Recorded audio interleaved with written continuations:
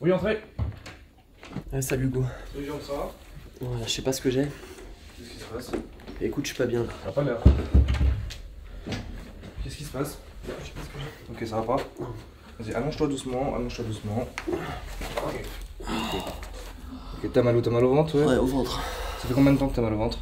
Ah, depuis ce matin, je crois. Depuis ce matin? T'as pris un traitement particulier? Non. Ouais. Rappelle-moi ton âge quand même, parce qu'il y a le SAMU qui va me demander. 38. 38? C'est la première fois que ça te fait ça? Ouais. Cette douleur? Comme ça, ouais, la première fois. Ok, t'as pris un traitement récemment? Non, je pense pas, non. Bah, t'as été malade, hospitalisé?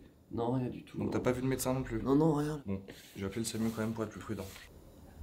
Oui, allô, les secours? Le malaise est une sensation pénible traduisant d'un trouble de l'organisme sans forcément en identifier l'origine. Cette sensation peut être à la fois répétitive, fugace ou durable. La victime consciente ne se sent pas bien et présente des signes inhabituels.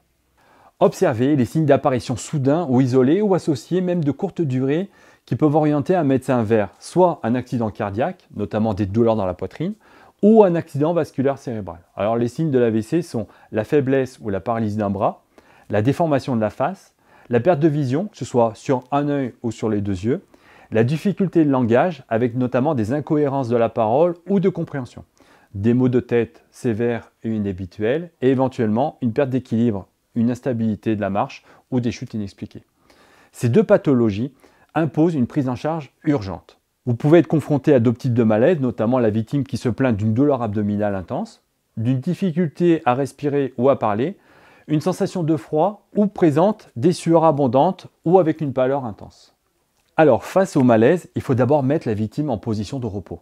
Ça peut être allongé confortablement sur un lit, un canapé, à défaut au sol, ou alors, si jamais elle a des difficultés à respirer, en position assise. Sinon, dans la position où elle se sent le mieux. Ensuite, il va falloir desserrer les vêtements en cas de gêne respiratoire et rassurer la victime en lui parlant de manière régulière. Protéger contre la chaleur, le froid ou des intempéries et se renseigner auprès de la victime et de son entourage pour connaître son âge, la durée du malaise, son état de santé habituel, notamment des maladies, des hospitalisations récentes ou des traumatismes récents, ainsi que les traitements médicamenteux qu'elle prend. Ensuite, il va falloir savoir s'il y a la survenue d'un malaise identique dans le passé et si jamais c'est la première fois. À la demande de la victime, il va falloir donner son traitement habituel pour ce malaise et du sucre en morceaux si jamais elle le sollicite. Demandez toujours un avis médical et transmettre les informations recueillies au niveau du SAMU et appliquez les consignes qui vous seront données par les services de secours. En cas d'aggravation, rappelez les services de secours. Contactez de nouveau les services de secours pour signaler l'aggravation et pratiquez les gestes de secourisme si ça s'impose.